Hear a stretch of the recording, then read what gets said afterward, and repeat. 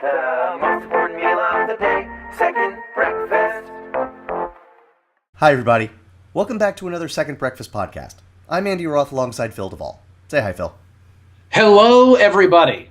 And I want to before we even start, I just want to put something right inside your brain.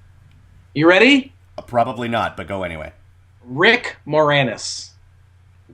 No, there's no news about him. I just want everyone to think about Rick Moranis for a second. Totally. I love that guy. He's awesome. He's 100% awesome. I just wanted everyone, because whatever was happening when you started listening to the podcast, you probably weren't thinking about Rick Moranis, and now you are. And guess what? Your day is better. Yeah, it's true. Boom. You are the better for it. You just got Moranis? No, I don't know. Been thinking about Rick Moranis, and I felt like I needed to say that. Also, Andy, I couldn't be more excited for what's about to happen. Do you mean where I plug our Facebook and Twitter pages? Yes. I thought you would be excited for it. So, Andy. yes, Andy. yes, Say more. I will. So, folks, it's a party. It's a second breakfast style party on Facebook. Over the past few days, we have seen our likes explode. So come join the party if you haven't, and tell your friends to join the party. Also, Yes. on the Twitter machine, okay? I'll admit it, it's not a party yet. It's that point in the party where, like, you're the first person to show up and it's really awkward, so you end up, like, helping the host, like, set out the hors d'oeuvres. It's like that. You're here. Oh. Hey. Hi. Thanks for being I mean, here. I said 8 o'clock. I didn't... No people would show up at 8 o'clock. I didn't expect Mr. Punctuality at 7:53. I didn't expect that. All right, I didn't expect that. But Twitter, the handle is at 2NDBKFST. Second breakfast. Was second breakfast taken? Yes. Oh, okay. I shouldn't have asked. That's a terrible question. No, I liked 2NDBKFST more. Look, Andy. Nope. All I'm saying is maybe. Let me tell you something. Let me say this, and then we need to move on. Mm-hmm. And that's my way of cutting you off. It's totally rude. If in fact you liked 2NDBKFST more, Yes. I wouldn't judge you for that, man. Come on, we're brothers. I'm not gonna. I appreciate, but I would judge me for that. But maybe I should. Maybe you should. I think that might be Phil, a flaw in your thought process. Phil, you might need a little more hate in your heart. you might need something no one has ever suggested to me. Like no, Phil, you're not angry enough. Really? Is that Is that true? Are people saying that about me? I'll tell you what I'm angry about. I really am, and then we really are gonna talk about our topic today. Tell me. I've said, listen, I feel this way, but I want to say it out loud in front of people. Okay. Okay. And then it's about television, so I apologize in advance. We don't talk. We're a movie podcast. We try not to broach that subject. But here's the deal. That's not at all true. Go ahead. The best thing that is happening to anyone's television right now is called Mad Men. And nobody knows that for some reason. I know critics talk about it, but like literally every Monday morning and Sunday night, the Facebook is exploding with Games of Thrones. People are so excited talking about about the crazy dragon sword blood rape deathness that's occurring on a regular incestual basis, and it's amazing. Meanwhile, Mad Men is just quietly, every episode ends with me just going, oh, and screaming at the television. and I don't know. I just want people, Andy, I just want so much for you all. That's all. I have a couple of things to say to that. I just want what's best. One, I totally believe you. Okay, thank you. Two, Phil, actually this is directed at Second Breakfast Nation. Phil realizes the show is actually called Game of Thrones, not Games of Thrones. I do. He's just... Grandpa gets forgetful. Grandpa, Get off of my lawn, HBO. So I got my hair cut today, and sitting in the this actually relates. I know it does. Sitting in the barber's chair, because it is like a full-on barber shop. We're watching like ESPN or something, and it's the Clippers owner, who thankfully is no longer a thing, and which is amazing, but that's a different podcast. He's no longer a thing. He's no longer you a are thing. no longer a thing. You're no longer a thing. So he goes to change the channel after like Mike and Mike in the Morning ends, but he doesn't change the channel. He goes to the DVR, and he puts on a Game of Thrones episode, and he turns to me, he's like, "You mind if we watch this?" And I was like, "No."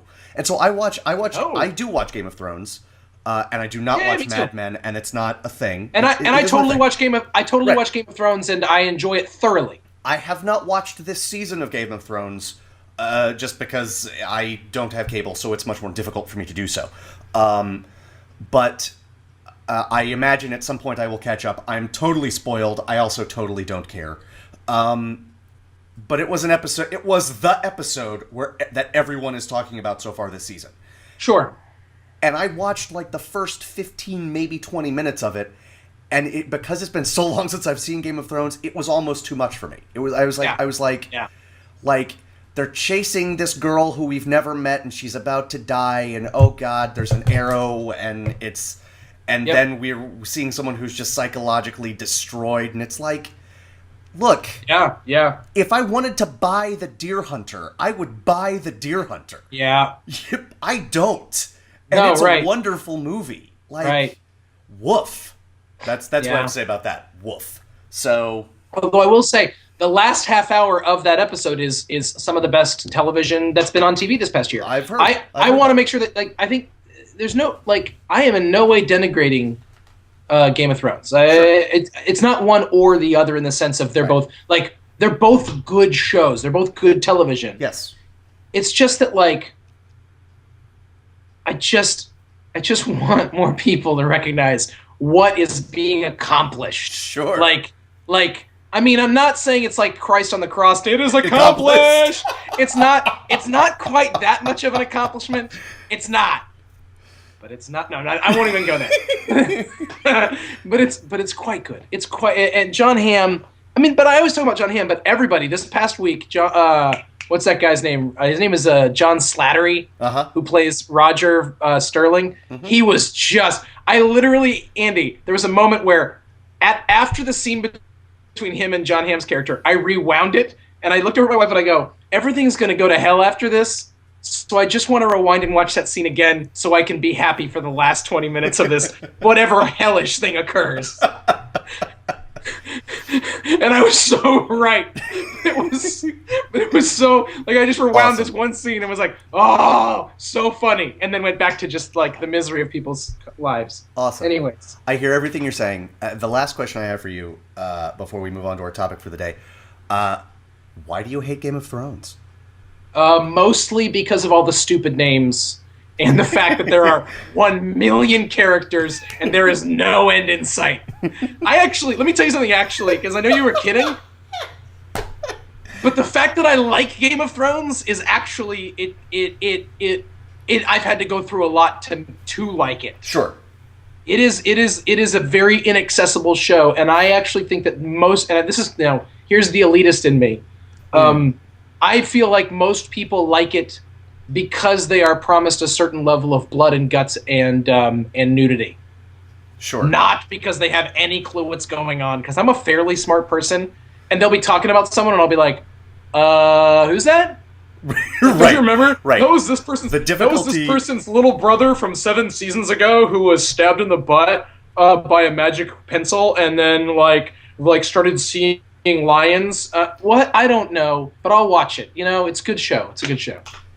Okay. I guess. Here's my actual last comment. I cannot believe you put on a dismissive, funny voice for a nerd. I can't believe that. I can't believe I just watched Phil Duvall make fun of. Let's talk about how excited we are to see the movie Godzilla now. Let's do that. Gojira! I am so excited. Can we talk about it? We can, folks. This is coming out. Well, it's shooting the last day of April. It should come out either today or tomorrow. This is our April. No, wrong. This is our May preview. Nope. Strike that. Reverse it. We'll fix that in post. We're not going to fix that in post. This is our May preview. May, the summer season, where things are spectacular, meaning they have spectacle, and maybe no one actually wrote the script. So that's about right. That's about right. That's about right. Yes, they are spectacular by the very definition of the word spectacular. I think it's true. So we do this monthly. now we do it monthly. We preview the movies coming out this month. We're not going to talk about every movie coming out this month for a couple of reasons. One, that's too much. You're not interested. Two, depending on where you live, these may not be the movies coming out this month. There's more to it than that, though. Three, some movies don't need mentioning. Like, it's that simple. It's true. That's true. We have discerning tastes, and a goal of our podcast, for those of you who are new to the show, is that we try to talk about the things that we like. Yes. Like, we try to really spend time talking about the things we like. And so we have three categories of film, three categories in our May movie preview into which we will place a film. The first category is the most fun, of course. It is can't wait. These are movies that we just unabashedly, no questions asked, just cannot wait. Cannot wait to see. Already have the ticket pre-bought, standing in line right now, podcasting from the line. It looks like we're both sitting down doing a podcast. We're actually, Phil, I'm remote from the line for Godzilla. Yes. This is a hologram. I got the Tupac hologram treatment, and I'm not even here. I'm in line for Godzilla. I thought you were just Tupac. I just thought that's what I thought you were. You are not the first, Andy. I mean, has anyone ever seen the two of you in the same room? Surprisingly, no. You know what? We're getting a little too close to the truth, and it's making me uncomfortable. Let's move on to the second category. Andy, do you remember what the second category is called? I do. The second category is tricked into seeing, and this is kind of a what? Is that what we're calling it now? Did you change it?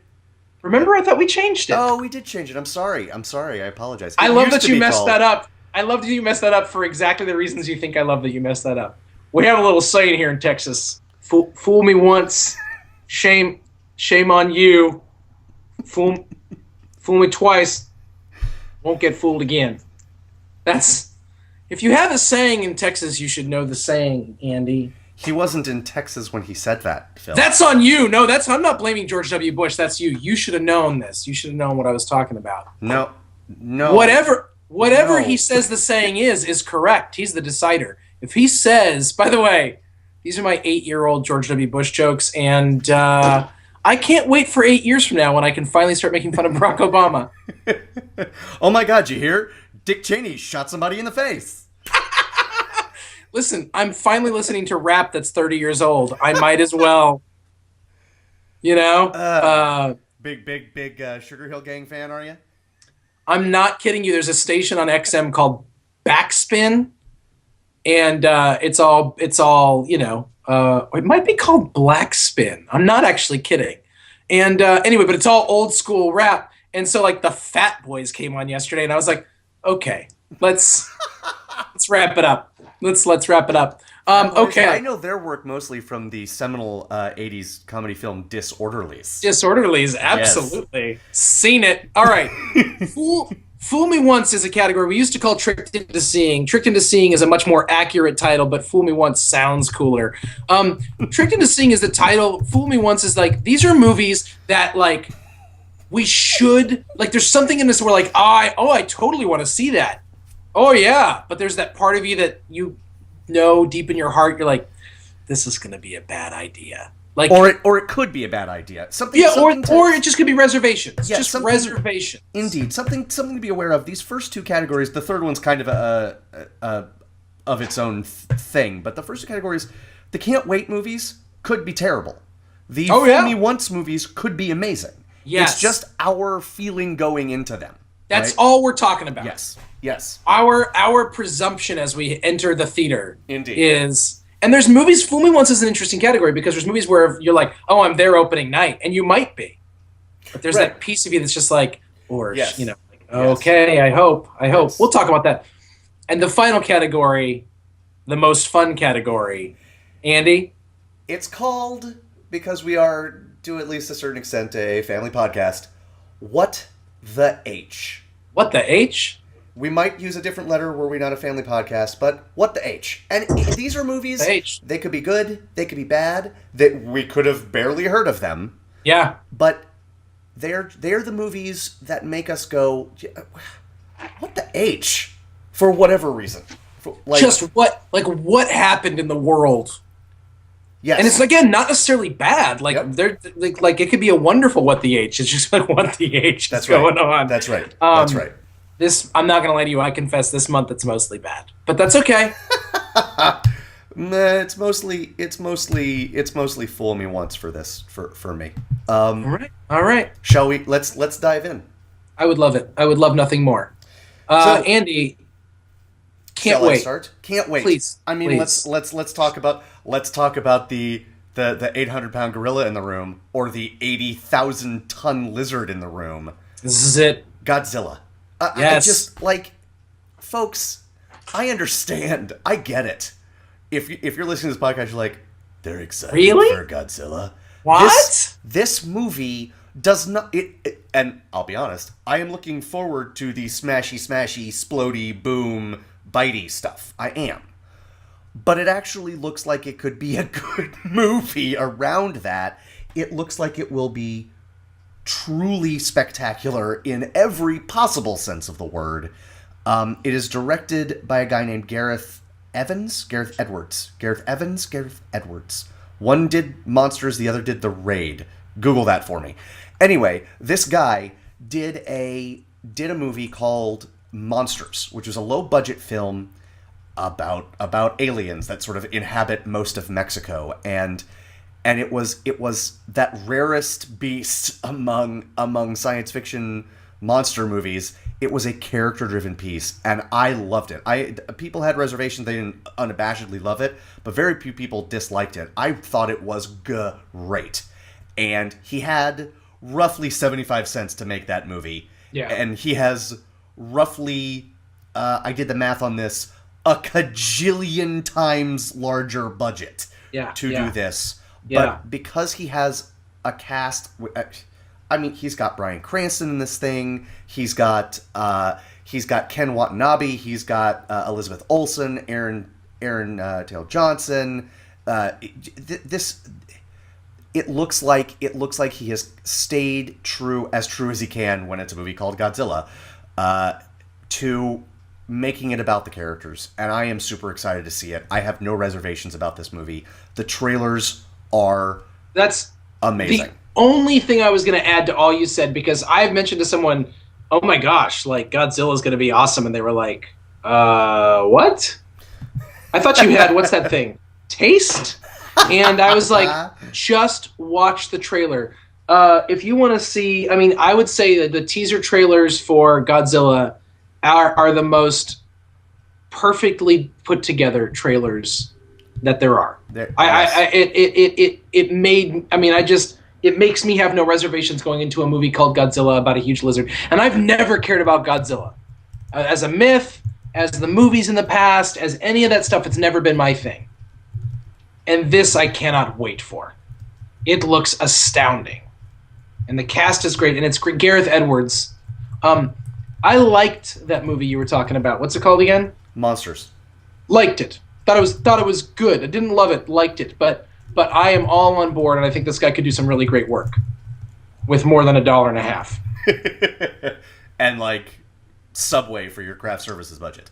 But you moved forward to next week or 2 weeks from now, and there's actually 2 movies coming out next week that are on my can't wait list. Ooh, same. Yes. One, obviously, because I am a man of discerning taste, Neighbors with Seth Rogen and Zac Efron. Yes. And Rose Byrne, because Rose Byrne is an unheralded comic. I won't say genius yet, but she is a comic. I don't know, what would you say besides genius? Comic delight. She's a pro, no question. Seth Rogen playing the uptight guy is a little of a weird idea, but I'm interested in the possibilities of Indeed. it. Yes. And I like that maybe he's not that uptight of a guy. He's just a normal guy, and he's moving in. And I don't know. Neighbors looks really funny. They promoted the heck out of it. It really looks funny. And honestly, I'm at that point right now where I need just a ridiculous comedy from one of the Freaks and Geeks crew. Sure. You know, like I just need that in my heart. Sure. So like Neighbors is coming at the right time for me. Love it. I also have a movie that same week coming out called Chef. Okay. Jon Favreau's new movie. Mm-hmm. His return to his roots, so to speak. Mm-hmm. Jon Favreau, you guys may know of as the guy who wrote Swingers. You may also know him as a guy who created a show called Table of Five. Was it called Dinner for Five? Where he would sit around a table with other actors and producers and showbiz people and talking on IFC a few years back. You might also know him as, I don't know, the guy who completely and utterly resurrected the comic book hero franchise and should probably be worth $1 squillion right now. And he made a couple Iron Man movies, and now he's making this, and I'm excited for him. Yeah. You know, and I think isn't Robert Downey Jr. in it? I think so. So there you go. I'll tell you, Fool Me Once, Chef makes my Fool Me Once category because I'm excited for it, but I just have reservations. I've heard a lot of stuff coming out of festivals, and it isn't, people aren't loving it. Let me tell you that my enthusiasm has not been fettered by any sort of information or knowledge. Fair. So all I know is like who's involved. Sure. It could be possible that it belongs on another list. Sure. But based on my limited amount. Oh, by the way, Second Breakfasters, we don't do a lot of work. We just like to talk about these movies. I have slaved away for hours on this. That's not true. So Neighbors is also on my can't wait list. I have two other movies on my can't wait list. All right. Yes, it's another comic book movie. I know. But the really, possibilities are tantalizing, and if there's a movie that right now has the second best trailers out there, it's this one. X-Men Days of Future Past. You're correct. I like to think so. I've been on record as talking about my superhero fatigue. It's true. I saw Thor 2 twice in a weekend, and I literally into it. We talked about it though. Yeah, I know. Oh yeah, weird coming from you. I walked into the second showing just going like, why am I doing this? And it's a long story. Go ahead, say what you want to say. Raise your hand if you saw Thor 2 twice in a weekend. For folks just listening to us, or turning away from YouTube at the moment, I have not raised my hand. Phil has raised his hand. I didn't want to. I didn't want to raise my hand. I also didn't want to go to the second time. Both are true. Sure. I am. Although I really liked Captain America 2: Electric Boogaloo because I felt like it was trying to do something different. The last X-Men movie was a blast. Also, if Jennifer Lawrence is in something, I want to see it. Yes. Indeed. They're doing a really good job of promoting this movie and making it look awesome. Mm-hmm. And also, Peter Dinklage.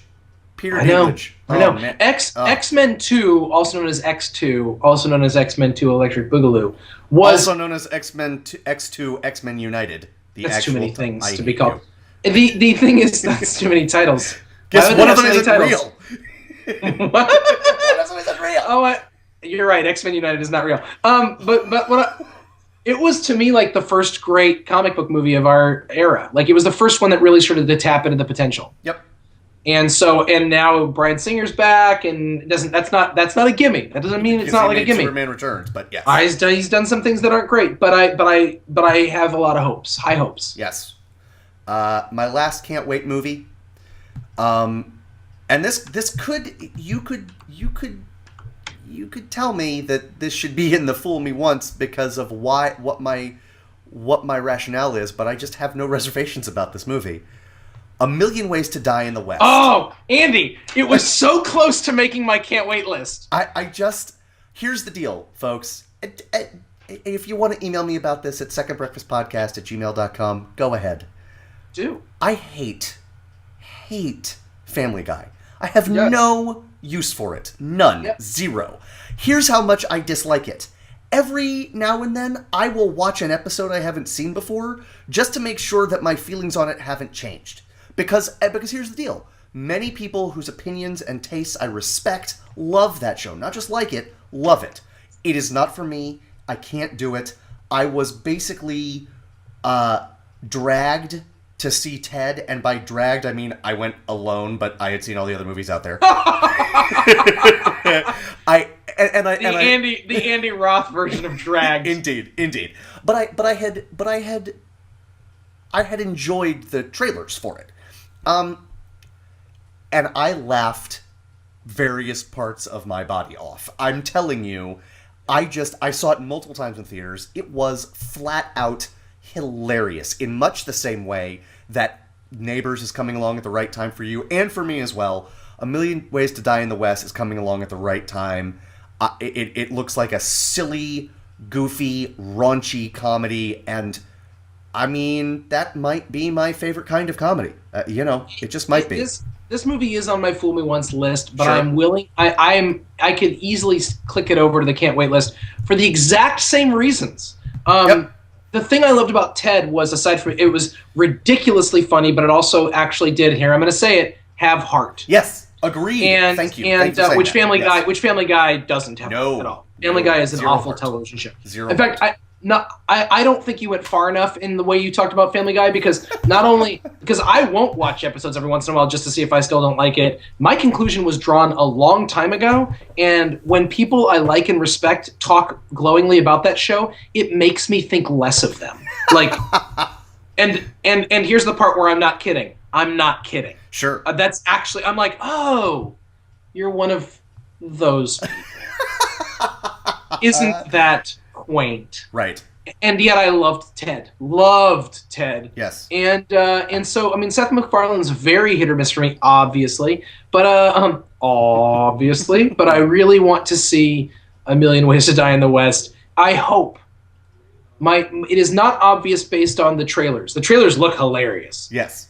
It is not obvious whether or not there will be heart. Agreed. That's true. If there is, I have a feeling this will be a very, very, really wonderful movie. Yeah. If there isn't, it will at least make me laugh a few times. Right. Yes. Agreed. So, I think that belongs on that list, maybe. Sure. So you've started off your Fool Me Once list. I've said that one thing on your can't wait list. Chef is on my Fool Me Once. What's your next movie on Fool Me Once? Well, it comes out this Friday. It's a little movie by the name of Amazing Spider-Man 2 Electric Boogaloo. You know what, Phil? Fool Me Once.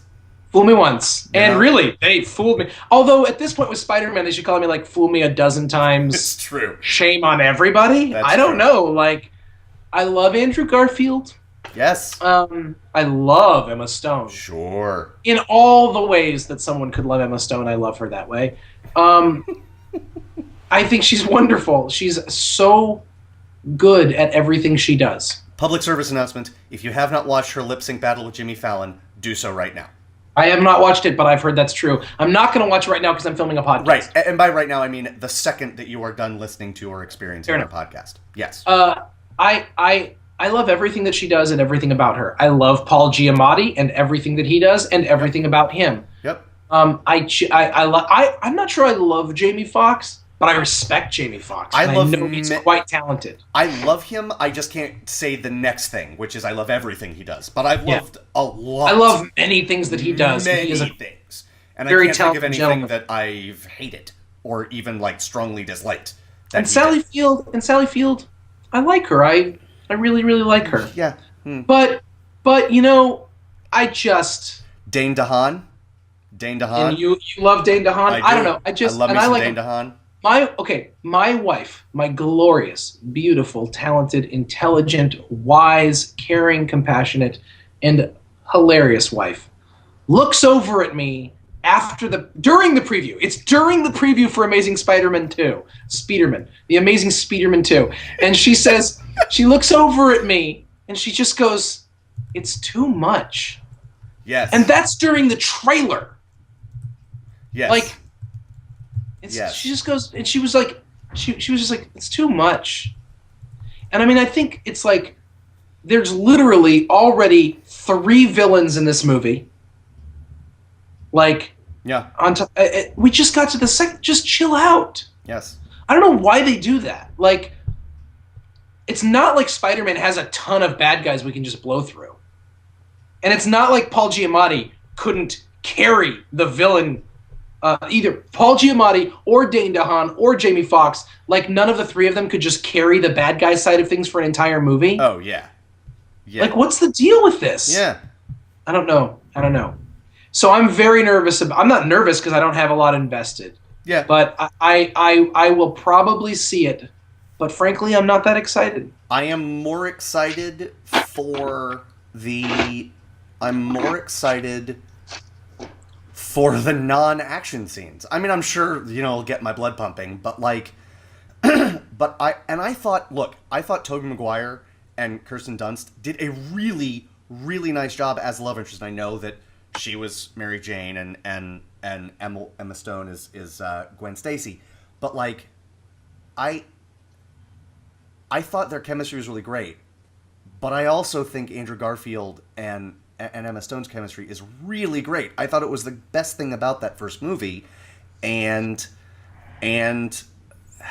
that's what I'm looking forward to. So much that they started dating. Like, So yes, I don't know if they're still together, but they are. well, if he has any brains, he will hold on to her forever and Oh, yeah. ever. Yeah. Yes. So I don't know. Look, I'm probably going to see it, and I'm probably going to see it Friday. It just is. Yeah. But I have reservations, and it comes from like the as phenomenal as like the action scenes, especially in Spider-Man 2, were the Sam Raimi version against Doc Ock. That was so, they were so much fun. That the subway train, the elevated train, Amazing, was, unbelievable. These will be better technically, but they will be. But the reason that was amazing was because you said it, and it sounds stupid. It would sound stupid except for the fact that you are only 100% correct. Like, the reason those fight scenes were great was because they had heart. You were watching. There was some, I still get Andy. Yes. I still get emotional when I watch that scene where the train scene in Spider-Man 2. Yes. It is what Sam Raimi is capable of doing is telling a story with action sequences. Yes. Which is also known as being a filmmaker. I don't think it's a given that they tell stories with this. I mean, it's action sequence, and then really good story. I mean, I think there's a lot of good pieces to the Amazing Spider-Man series so far, or the first one. I think there's a lot of good pieces to it. Yep. There's probably going to be a lot of good pieces to this one. But I mean, I think there's something, and the actors are great and all that stuff. I really think that. I just think there's something magnificent about the first 2 Spider-Man movies that Sam Raimi did. And it's hard not. I'm sorry, it's hard not to think about that when they just came out a minute ago. Yeah, there is nothing in Amazing Spider-Man, or nothing that we've seen or heard about in Amazing Spider-Man 2 that matches the moment, the pause in that train fight where Spider-Man is just bruised and battered, and his mask is torn off, and it. I'm gonna cry. I know. Yeah. And all the passengers are like, "Oh my God, he's so young." Oh, and then it you're starts making me cry. again. And then it starts again. And the kid hands him his mask. Yes. I can't. Like, we won't tell. I can't. It's too much. Like, I understand. It's so beautiful, and there's no. Our friend Jeremy says that a movie, he'll watch any movie. Really, he will. But he pretends like he's a snob, but he'll watch anything. But he says. Jeremy, me too. Right down the line. No, me too. I don't know. The difference between you and me and him is that we don't pretend that we have discerning taste. But he says that he wants a movie to, when he watches a movie, he wants to feel like that movie had to exist. Yep. Needed to exist. Yeah. Problem with The Amazing Spider-Man is it just didn't need to exist. And That's so true. I'm sure it was really well done. I'm sure this one will be really well done. I'm sure I'll see it. Did it need to exist? That's the question. Yeah. So what's your next movie on your Fool Me Once category, Andy? My next movie on Fool Me Once is because of you. So not entirely because of you, but partially, and you'll know why immediately. $1 Million Arm. Oh boy. It should be on that list. It's on my Fool Me Once list as well. Because it stars Phil. Who does it star? The greatest actor in television right now, John Hamm. John Hamm, who is Don Draper on Mad Men, and he is in a Disney baseball movie by the guys who made Miracle or whatever. I mean, seriously. The only reason this is on my can't wait list is because because I know it's a Disney baseball movie, and there's so many reasons why that's going to be. Wait, is it Can't Wait for you? No, it's Fool Me Once. Oh, okay. Because I know it's because there's I just feel like I just don't feel like I'm going to be surprised. Fair. No, that's fair. But I feel like I'm going to be delighted. You know what I'm also excited for? I want this movie to be a hit, not just for John Hamm, but for Lake Bell, who plays presumably the love interest. She was in a movie that either made my top 10 last year or made my honorable mention called In a World. And she wrote and directed it as well as starred in it, and it was wonderful. It was amazing. You're making me angry again. Do you want to hear why I'm angry again? Why is that? There was some new magazine recently. I think it was Esquire or GQ. I forget which, and it had an article about Lake Bell. Okay. And it was basically like, this woman is the next great, like, film presence. Like, she is an amazing, brilliant filmmaker, writer, director, actor, all these things. Mm-hmm. And it's like unabashedly saying this about her. Yep. And all of the pictures of her are her half-naked nipple shots, showing her boobs, showing her body, like really, really sexual. And I'm like, how about you don't treat her, how about you don't treat the next great filmmaker like a piece of frickin' meat?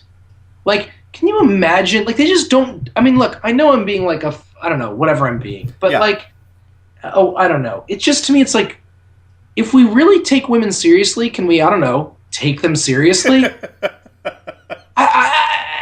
It's like, and look at, I am the worst. Like, and I mean, literally, in any way you could mean that, I am the worst. I am the worst.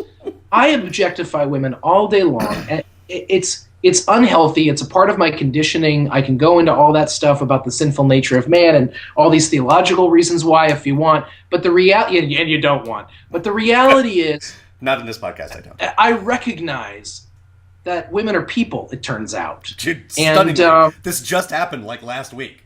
Last week. I mean, I'm still in the middle of realizing it. Let's put it that way.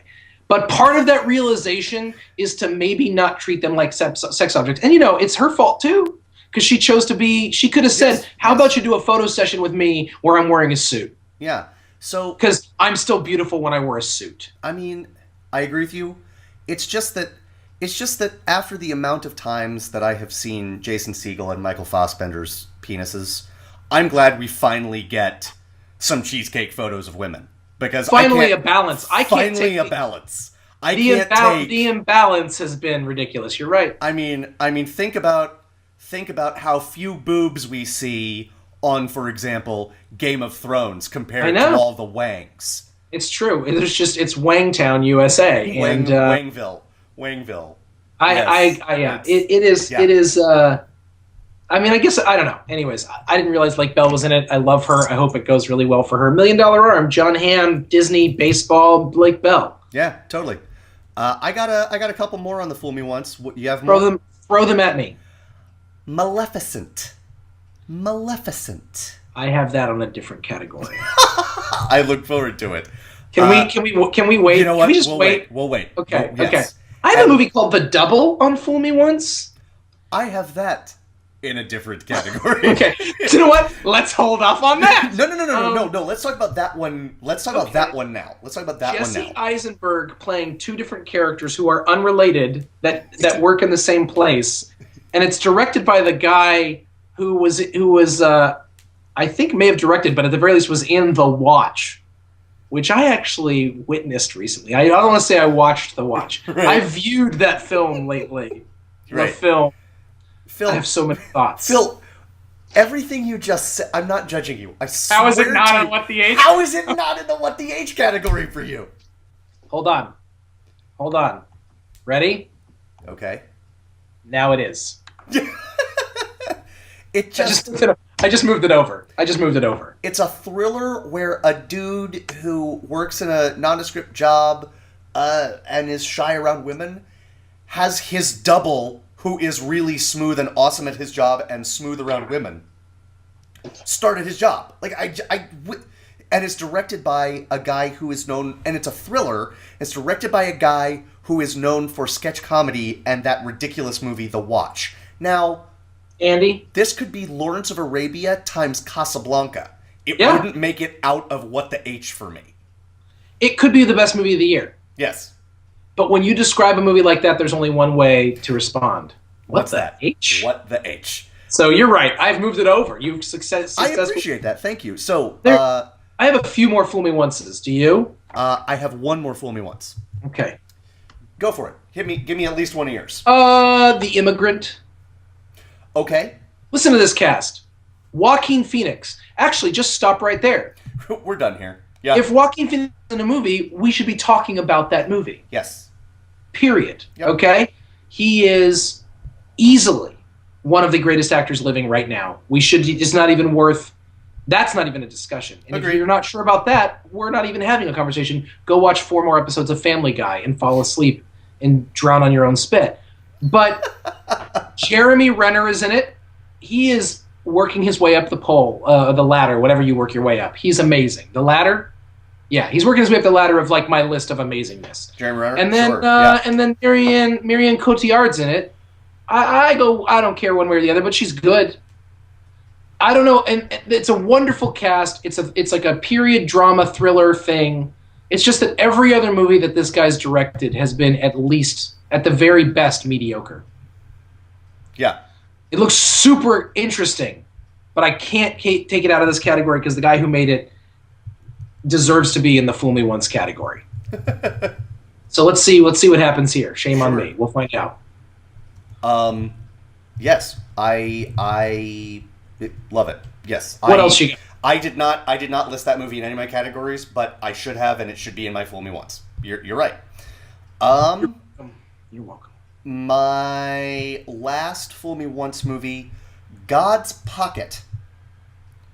God's Pocket. What? What is this? It's a noir movie that is apparently not very good.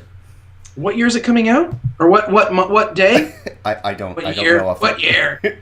I don't know off the top of my head. The reason it's in this category, Phil, it's one of the final performances of Philip Seymour Hoffman.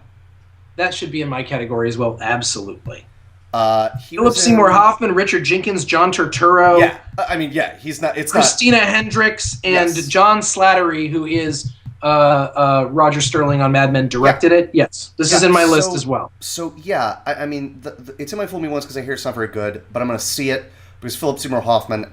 He was in a movie that so we knew some people in college, Phil, that would wear shirts like, and I say this with affection, although it is silly, but I was silly in college too. I'm silly now. They wear shirts like, I'm only wearing black until they come up with something darker. You know what I'm talking about? Yep. That is the kind of shirt that this movie I'm about to mention would wear because it is the darkest thing ever. It's called Before the Devil Knows You're Dead. Oh yeah, I've heard about that. It stars, I mean, listen to this cast. The three, Philip Seymour Hoffman, Ethan Hawke, Marissa Tomei, Albert Finney. It's just Murderer's Row, and it is awesome. But if you come out of that movie feeling if you come out of that movie feeling any way other than significantly worse about the human condition, you're either Satan or you were asleep through part of it. Because, good Lord. And by part of it, I mean the part between the credits. Yeah. So, but it's very, very good. And so Philip Seymour Hoffman would have me a hello anyway because of who he is and what happened. But also because there is just something about him that I loved in that he is so good at portraying sad and desperate. When I think about certain things, certain scenes in Synecdoche, New York, when I think about his just devastating role in Happiness, another movie that is so dark it is terribly named, although perfectly named. Anyway, and when I think about how good he was in Before the Devil Knows You're Dead, Philip Seymour Hoffman anyway would have me at hello. Philip Seymour Hoffman in a noir film doesn't even have to say hello. And dead Philip Seymour Hoffman in a noir film can't say hello. But no, look, it is true. Dead Philip Seymour Hoffman means we need to see the movie. That's true. It is that simple. I'm still mad that I haven't seen dead James Gandolfini in what's that movie called? Enough Said. Yes. Like I haven't seen that yet, and to my shame, like because Gandolfini is one of my favorites. I'm so excited for you. I believe you. You're going to love it. You're going to love it. That's my favorite way to like something. Is to love it. Totally. There's a movie called. Oh, first of all, this is on my list. You're right. Sorry, I forgot to mention it. Sure. Tracks. Tracks is a movie with Mia. I'm going to say her name wrong. Wasikowski. I think it's Wasikowska, but it's also Polish, and I think we're just pronouncing it wrong because we pronounce Wasikowska. It's probably like Wasikowska or something. Mia Wasikowska and Adam Driver. Okay. Who I will. Adam Driver is moving towards Had Me at Hello territory. By the way, Nice. Okay. He is the best thing about Girls. He has one of the funniest cameo or just things. One of the most funniest presences in Inside Llewyn Davis. Yes. And he's going to be in the new Star Wars movies. Words cannot describe how much I love him in Girls and how special I think he is. So, it's an Australian road trip movie starring Mia Wasikowska and Adam Driver. I don't know. Okay. I'm not putting him in my can't wait territory, but I'm you've got my attention. Okay? Right. And finally there's a movie called Filth. Starring, don't know anything about it. McAvoy, I don't either, but it's like a crime drama comedy starring James McAvoy and Jamie Bell. Ooh.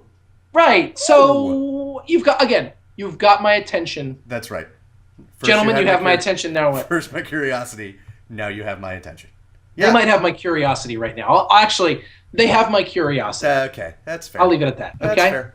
Got a couple more movies in the What the H category, Andy. How about you? I have got two movies in the What the H category, and we're going to talk about Maleficent. Let's talk about Maleficent. Okay. What the H? So here's the deal. What the H, indeed. But Angelina Jolie looks so perfect. Here, you know what it could be? You know what it could be? It could be, and I get that, as I said earlier in this podcast, it's not like Lawrence of Arabia times Casablanca is the ceiling for this movie. Okay, here's the ceiling for this movie. All right, what Jack the Giant Slayer should have been, right? That is the ceiling for this movie. But that would be fun. That'd be fun. And you know what I like more than the story of Jack and the Beanstalk? The story of Sleeping Beauty. So we're good there. And she looks amazing. I'm a fan. Is it Elle Fanning who plays Aurora? Yeah. I'm a fan of Elle Fanning. As well you should be. Right? I'm in, but it can't be a can't wait because it's ridiculous and because of the What the Age factor. I'm done. I'm spent. It bothers me. Okay, you are correct Thank about you. many of the things that you have said. That's more than I thought you would give me, so fantastic. You are not wrong. You are not wrong about how good Angelina Jolie looks in this role. Yes. Like how perfect it looks. And the only thing and you know who else is in it? Our guy is in it. District 9 guy is in it. Oh, that's right, Isn't he? Charlton Copley. Yes. Yeah, yes. Charlton Copley. You're not wrong about. Copley. It doesn't. Copley. Potato. Potato. It doesn't matter. Here's what I would say. So what? Everything about this movie for me is a huge, all capital letters, block letters. So what? I don't have a rebuttal to that. I don't. And I have a problem. Like, this is going to get goofy, but like, Sleeping Beauty is canon. Like, Sleeping Beauty is like one of the great Disney classics. And for Disney to reach back and what looks like essentially make their own version of Wicked, using their own people, sure, or their own characters, mining their own characters. I want when Disney uses their own classic characters for them to be very careful. And maybe they have been. Right. And maybe this is amazing. But for me, I need it to be special. Deeply special if you're going to try this. Sure. And nothing so well. The casting looks lovely, but I'm not a big Angelina Jolie fan. What movie was great that she was in? Like, name a great Angelina Jolie movie. I mean, I know that you're going to laugh at me for this, but I legitimately loved Mr. and Mrs. Smith. Loved it. Ha! I laugh at you. It's ping, okay. ping, Right, ping. it's fine. I don't hate it. It's fine. I mean, I don't. Let me put it this way. I don't own the movie. I'll put it that way. Right. Well, there you go. You can see why they became adulterers because of that movie. I get it. But the thing is, it's look. How about this? If it's amazing, truly amazing, and you say that, I will go and I will see it, no question. Sure. But right now, my default position is what the H, man. Okay. All right. Okay. Sure. All right. A little movie called Palo Alto. Oh, I didn't list this, but if I had, it would have been in this category. I mean, so James Franco's a college professor or a high school teacher. He's a high school teacher. Enough already with that. Like, I should just stop right there. James Franco's a high school teacher. Of course he is. Who's the single dad, and Emma Watson is a high school student who babysits his kid. And guess what? You'll never believe what happens. Yeah, exactly. and okay. Any movie that's named after a city or a region has extra, like, Fargo.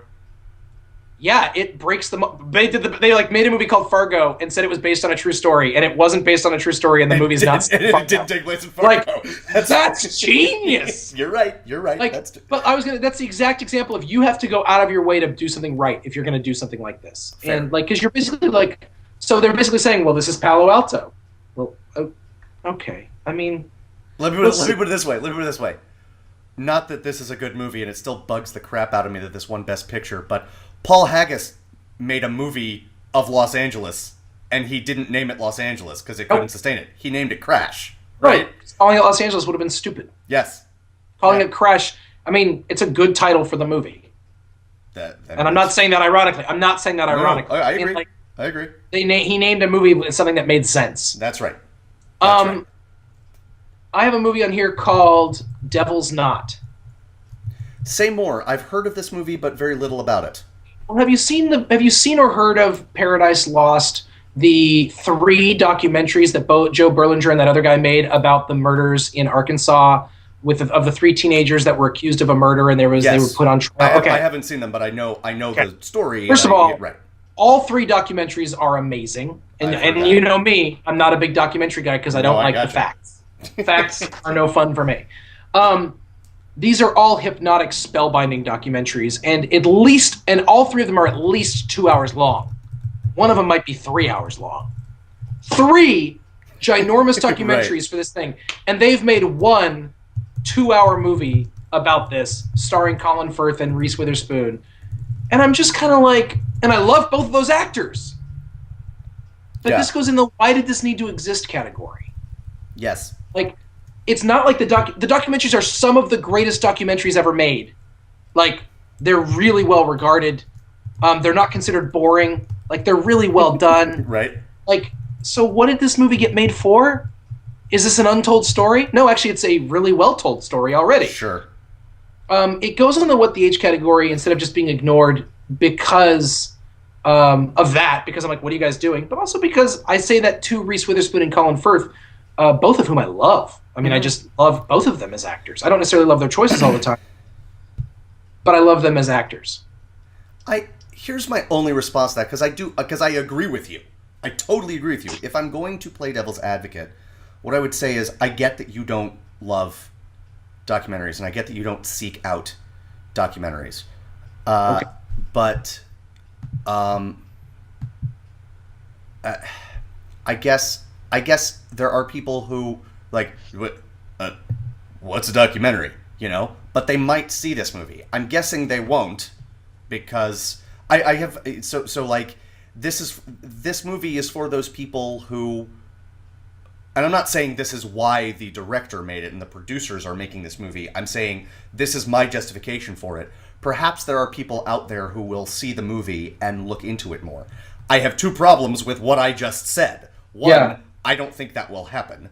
Two, that flies directly counter to the way I feel about things like The Social Network, which is I don't care about the facts, right? So, Right. so while I am playing devil's advocate, I just totally agree with you. I just Yeah. totally agree with you. I do. Do you have any other movies on your What the H list, Andy? Two, in fact. Oh my gosh, I have one. Go ahead. Tell me your movies. First, Mom's Night Out. What? Exactly. It's Okay. Let me put it this way. It's starring Patricia Heaton from Everybody Loves Raymond. Aw. Yeah. It looks like the stereotypical like moms get together and get out. It looks like Walk of Shame with Elizabeth Banks, except with a bunch of moms instead of a young single woman. Well, so Like- why is it on your What the H category? Because what the H? I don't know who goes to see this movie, which means, of course, it will be a gigantic $100 million hit. But, I don't know who goes to see this movie. Yeah. It's pandering in the worst way. And yes, Godzilla and X-Men Days of Future Past and Amazing Spider-Man 2 are also pandering. I get it. But I don't know. Maybe because it's not pandering to my demographic, I can see it for what it is more. I don't know. It looks watch the. Here's why it's in my What the H list. Watch the trailer and see what you say. My bet is you're gonna say What the H. What the H? And then the final movie I want to talk about, except for any that you want to talk about, Blended. Guess what my last movie on my What the H list is? Is it Blended? It is Blended. This is so. The Andy Roth Philip hive mind works again. It's true. So look, for those who don't know, it is the latest Adam Sandler romantic comedy. It is his third time going to the well, making a romantic comedy with Drew Barrymore. I will say this. I will go out on a limb. I don't think it's that large of a limb. Or that small of a limb, I guess, because that would be riskier. See what I did there? I do. I see it. I think the other two he made with Drew Barrymore are his two best Adam Sandler-esque movies. Those being 50 First Dates and The Wedding Singer. I also have a soft spot in my heart for Billy Madison. I also don't hate Happy Gilmore, which were not Drew Barrymore. But those two are actually movies that are also funny and cute and romantic and blah, blah, blah, blah, blah. You could have stopped our actually movies. You could have stopped right there. Fair. Blended looks like he used the same woman that he made those two movies with, but used a plot from one of the other terrible ones. What the H? Everything you just said is exactly how I feel. What? So the Wedding H? Singer, is still his best comedy. Yep. And Drew Barrymore and him together are why it's on my list and not being ignored completely.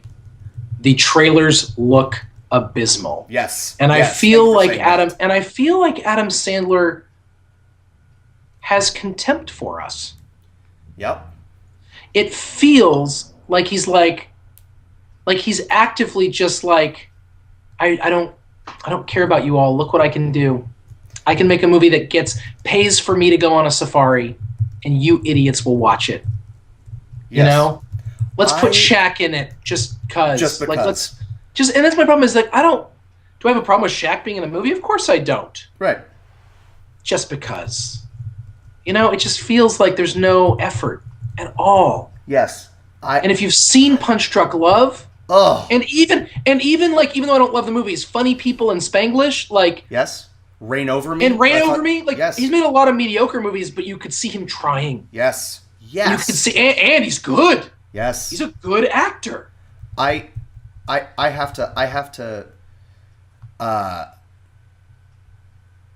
have to say this because this is something I'm honestly struggling with.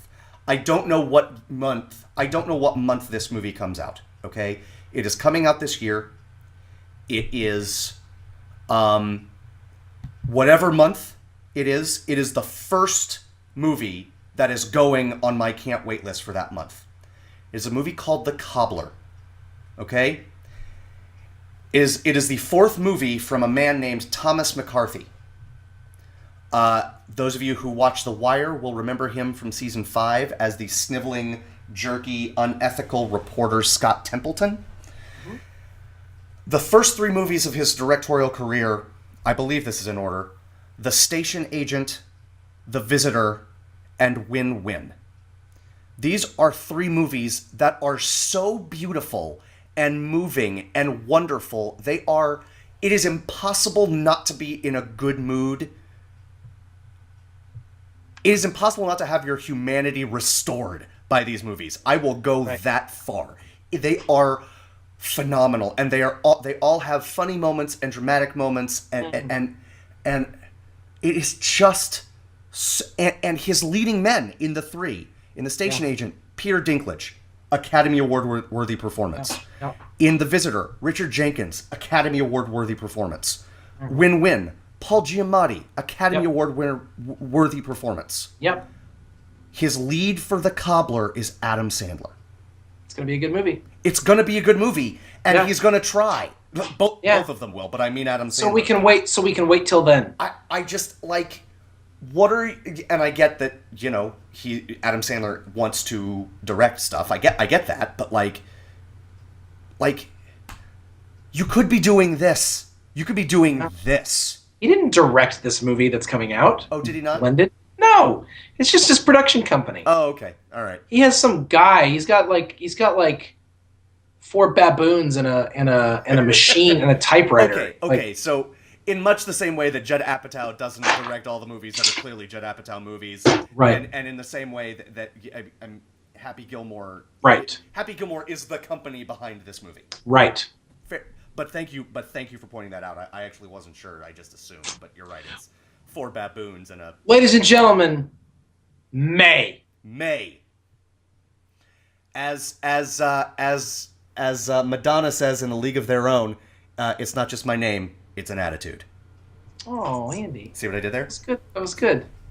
That was really good. Thank you. All right. I have no... I'm like trying to know something clever. I got nothing. That's... I'm spent. I'm not sure I remember English at this point. As Horace says... in the forum... the thing that Horace blah, blah, blah. I'm a stupid idiot moron with a butt face. Excellent. You're so smart and clever, Andy Roth. Stop it. You.